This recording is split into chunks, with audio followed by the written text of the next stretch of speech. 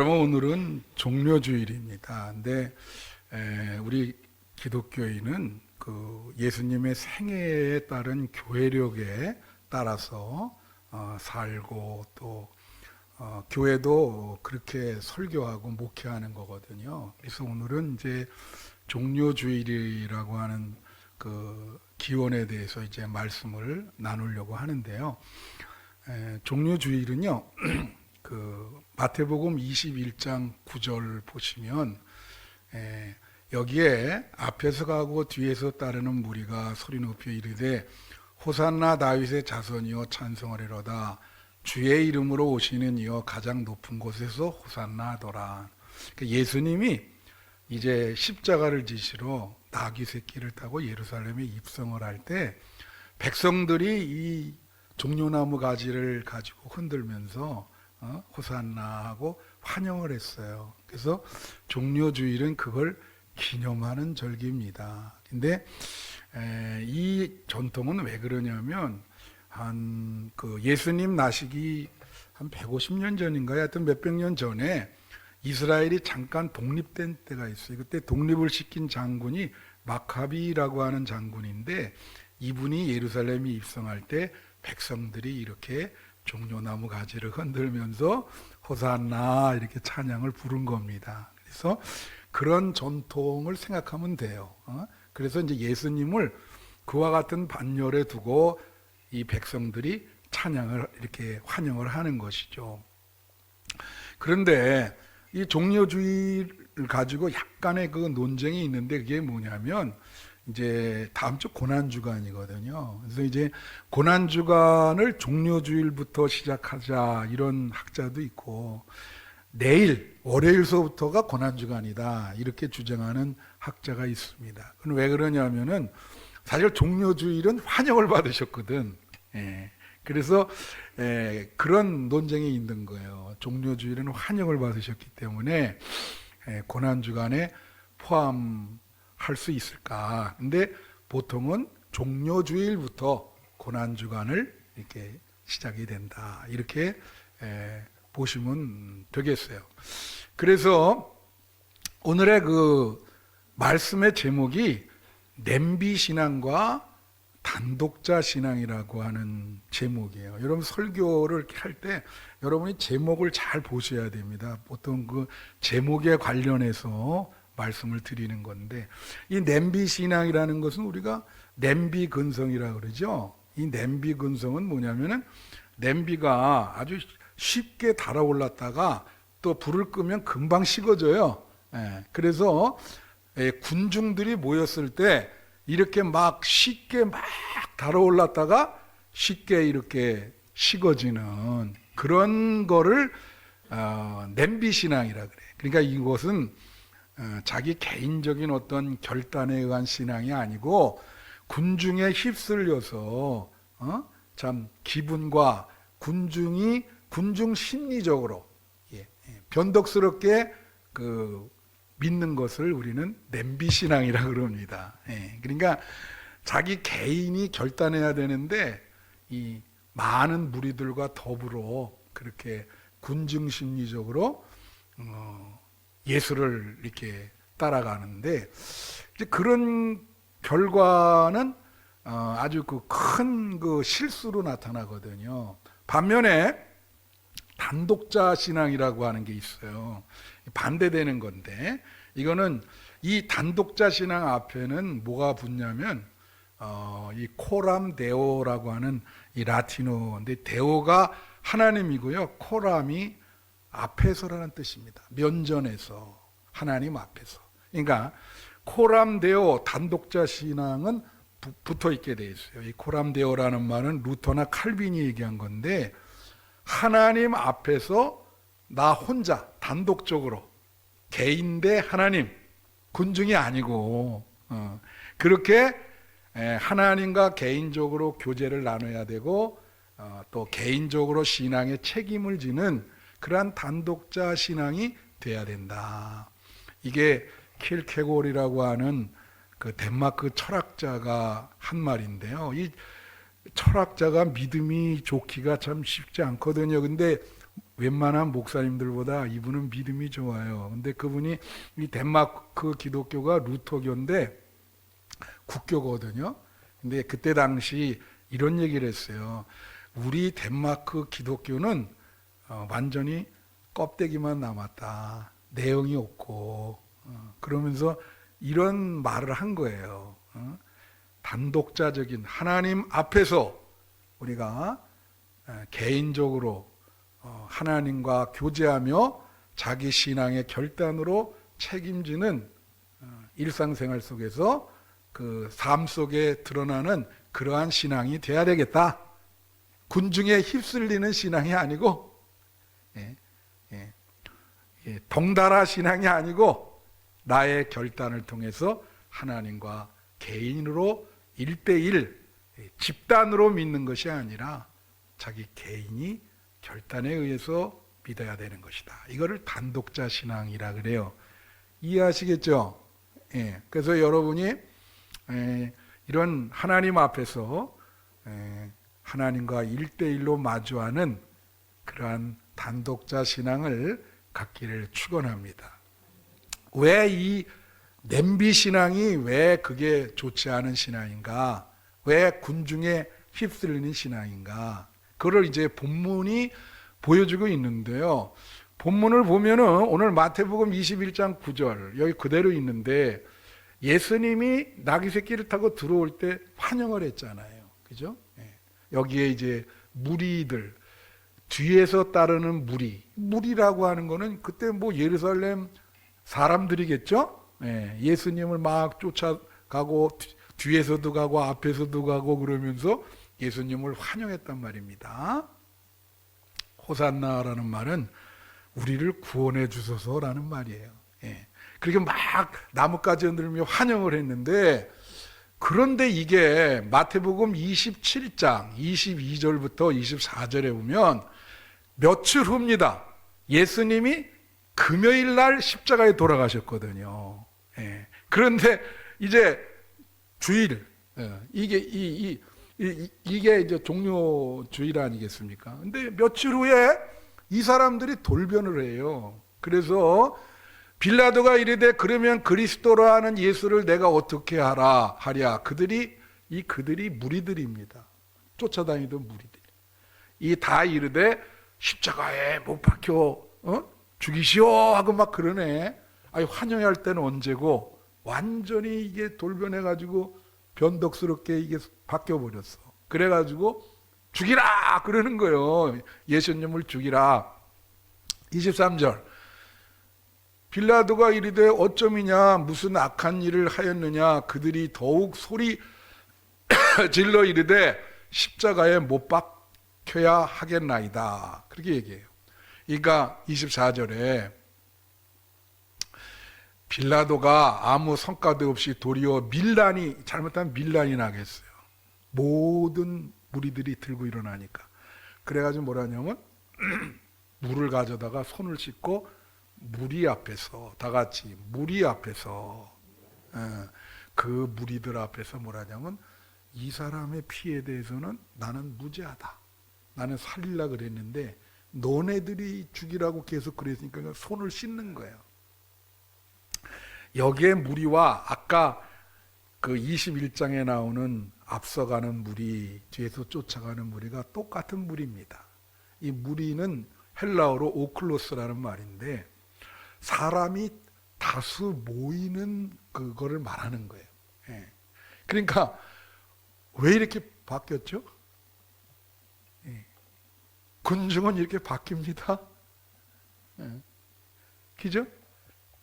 집단적으로 믿으니까 잘못된 거지.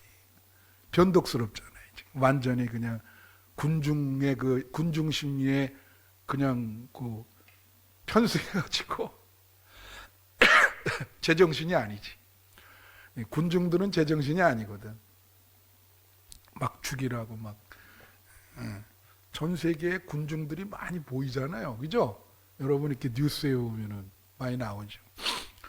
이렇게 바뀐 이유가 뭘까? 바뀐 이유가 있어요. 시각차라고 하는 게 있어요. 서로 예수님이 생각하는 것과 이 군중들이 예수님에 대해서 생각하는 그 관점이 다른 거예요.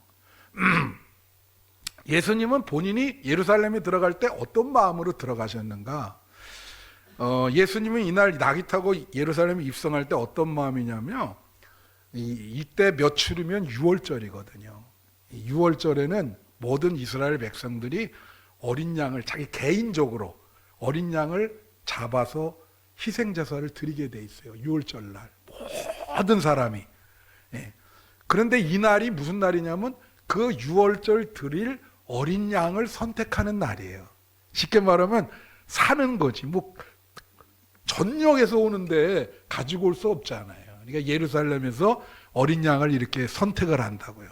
그러니까 예수님은 이날 당신이 인류의 죄를 구속하기 위해서 어린 양의 피를 흘리기 위해서 어린 양이 되시는 마음으로 들어오신 거예요. 예수님의 생각은. 그러면 나귀 새끼를 탔잖아요.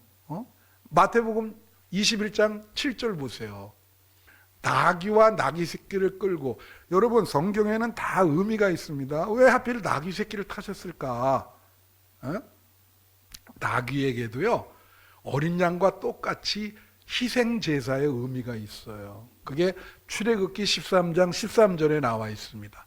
나귀의 첫 새끼는 다 어린 양으로 대속할 것이요 그렇게 하지 아니하려면 그 목을 꺾을 것이며 내 아들 중 처음 난 모든 자는 대속할지니라. 여기 보니까 나귀의 첫 새끼, 이게 어린 양과 똑같은 거예요. 나귀도 어린 양처럼 대속의 기능이 있는 겁니다. 그러니까 예수님이 나귀 새끼를 타고 오는 거예요. 그 의미는 나는 너희들을 대속할 메시아다, 그런 얘기죠.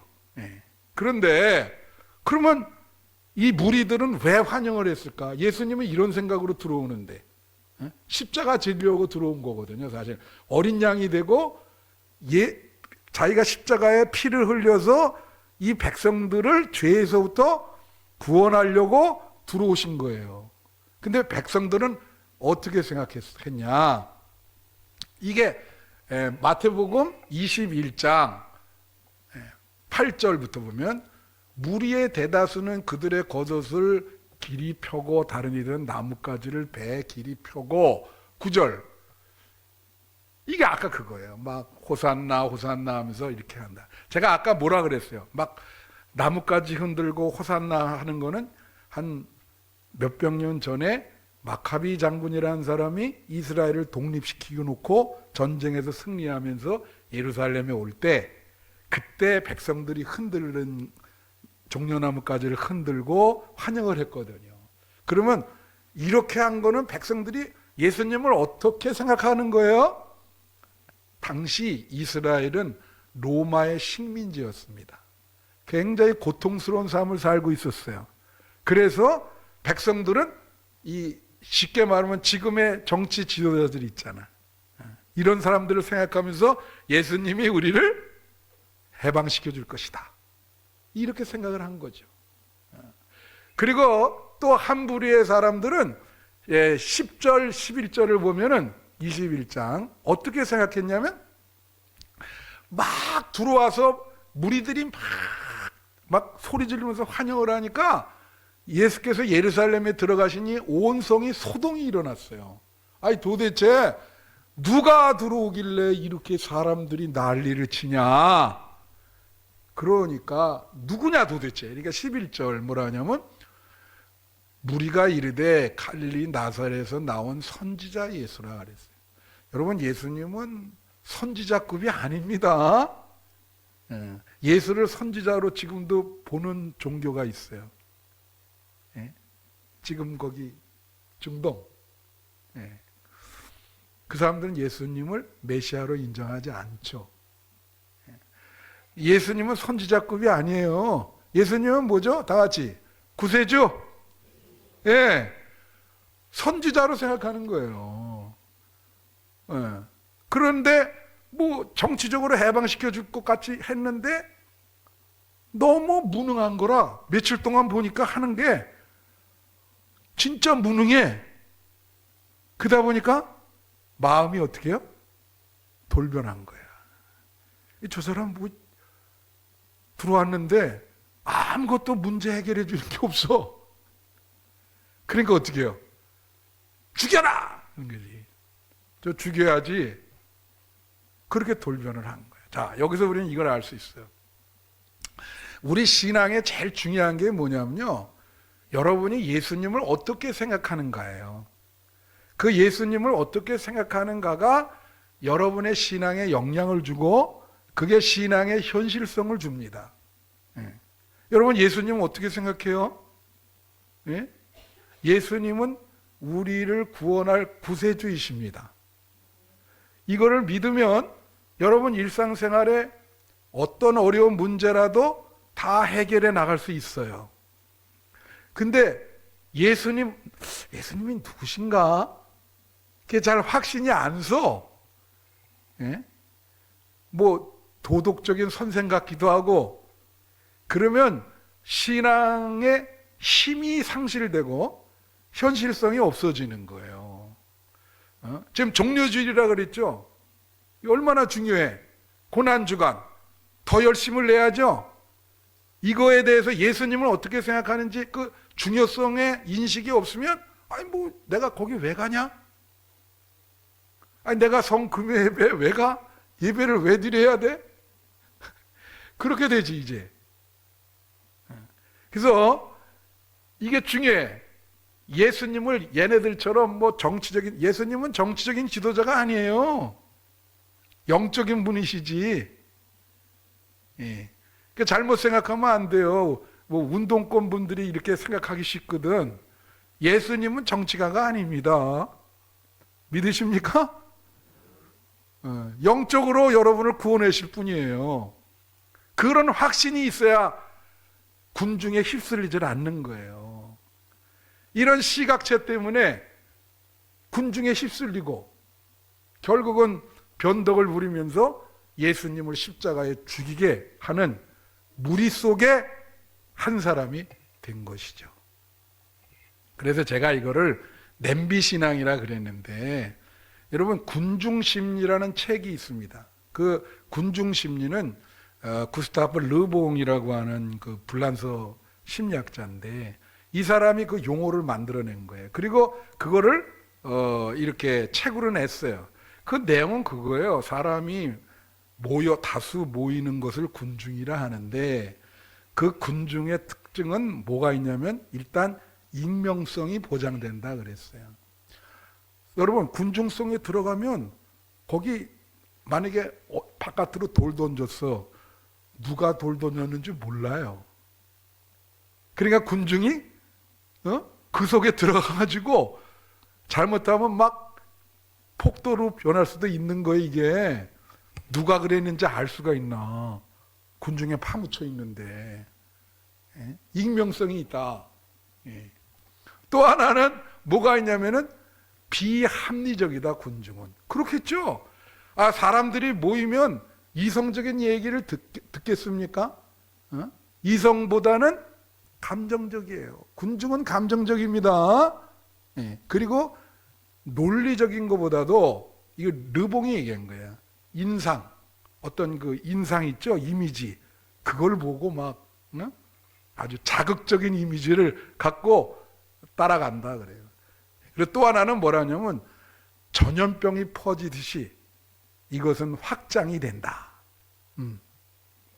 그리고 그걸 발전시킨 사람이 요 사람입니다. 요게 제가 늘 몇 번 얘기한 사람인데, 이 엘리아스 카네티라는 사람인데, 이 사람이 군중과 권력 이 책을 쓰고 노벨상 탔거든요. 노벨 문학상.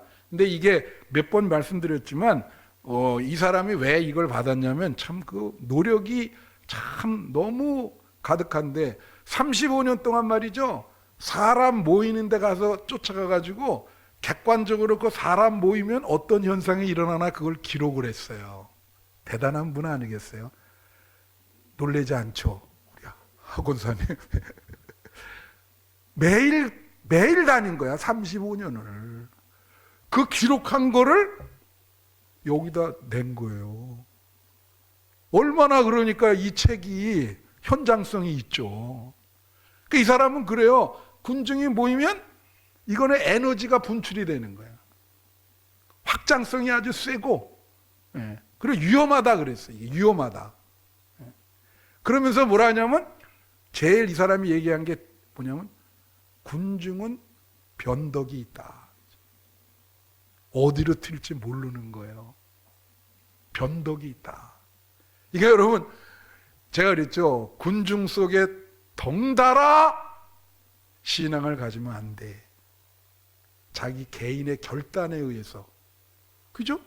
아, 내가 많은 무리들 속에 나만 다를 수 있는 거지. 믿으십니까? 나만 하나님과 1대1.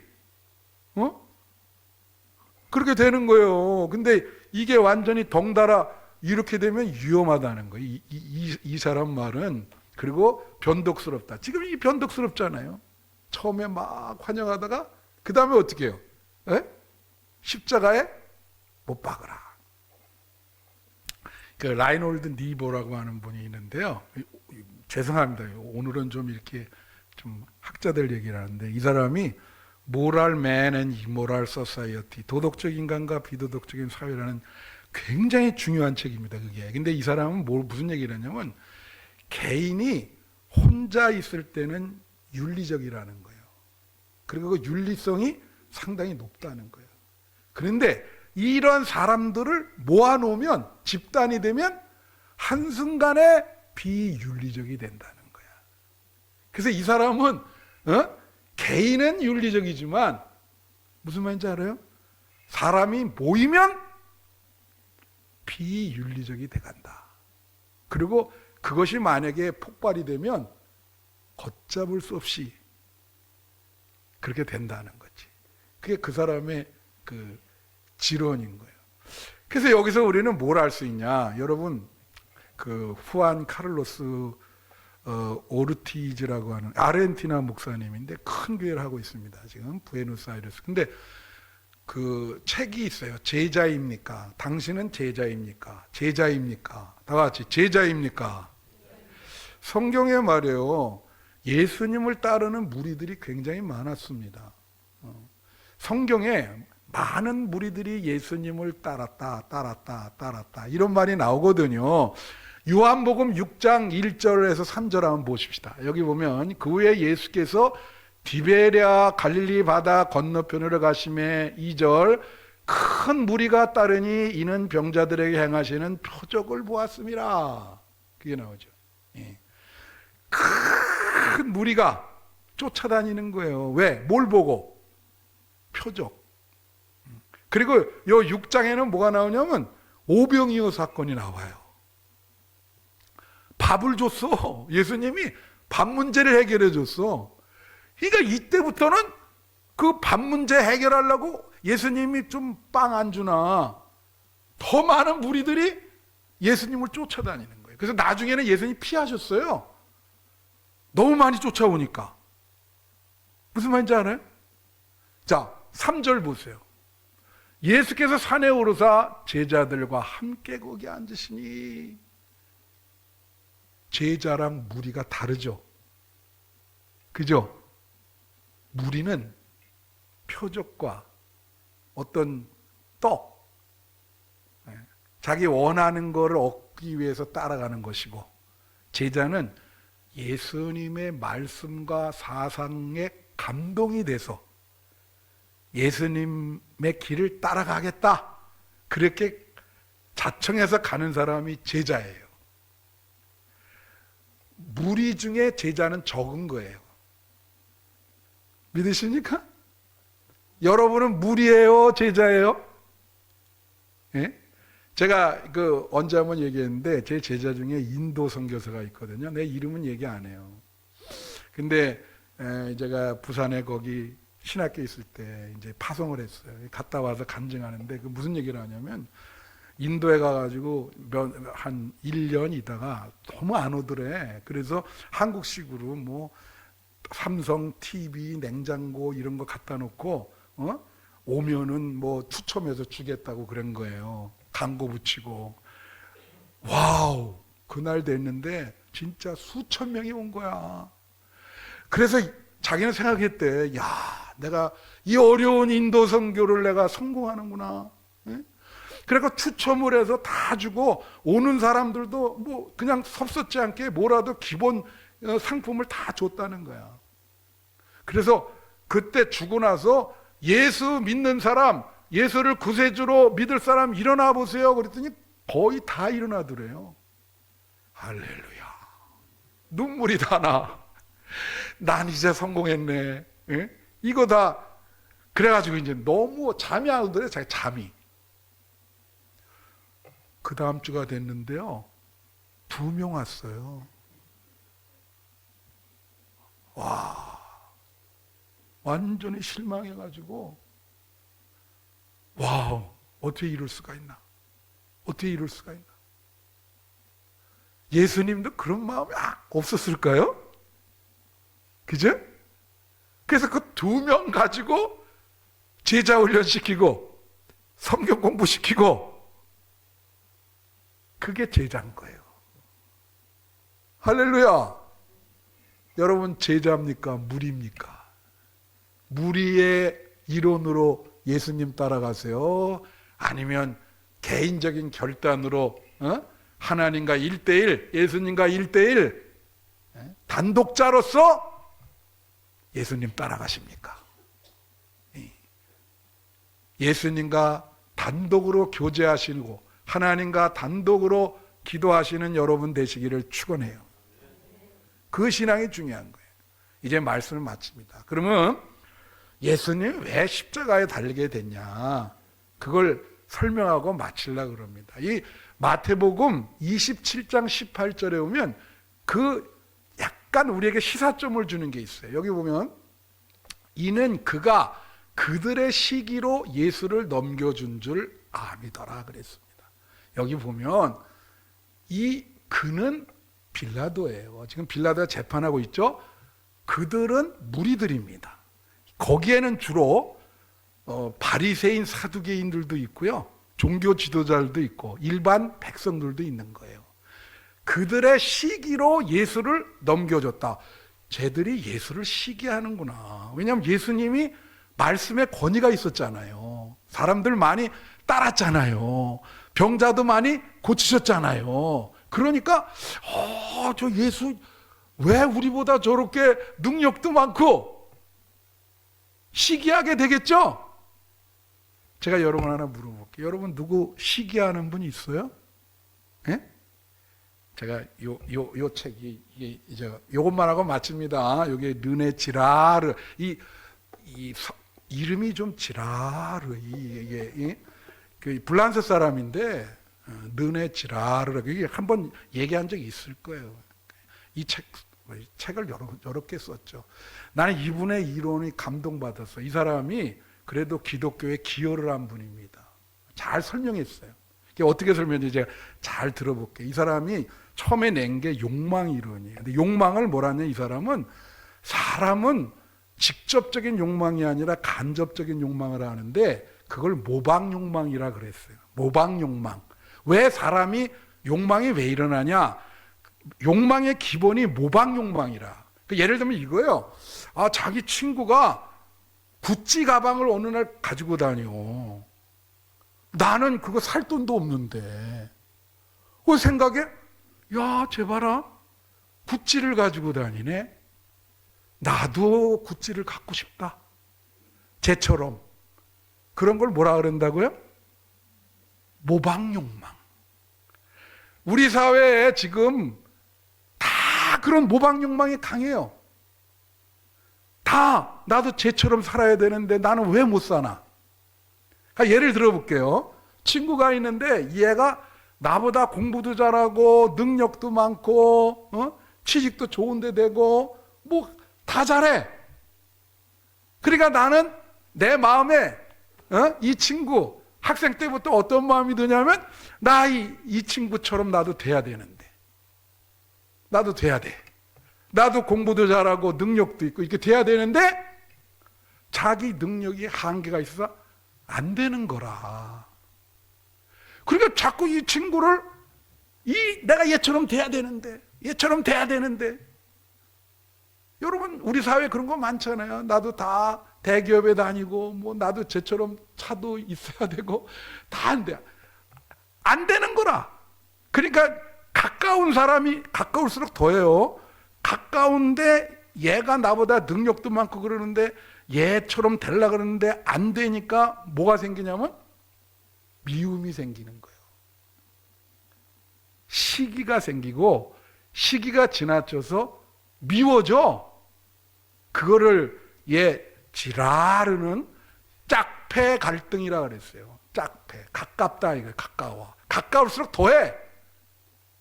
그래서 여러분, 갈등은 가까워서 일어나는 겁니다. 아니, 먼데 있는 사람 싸울 필요는 뭐가 있어요?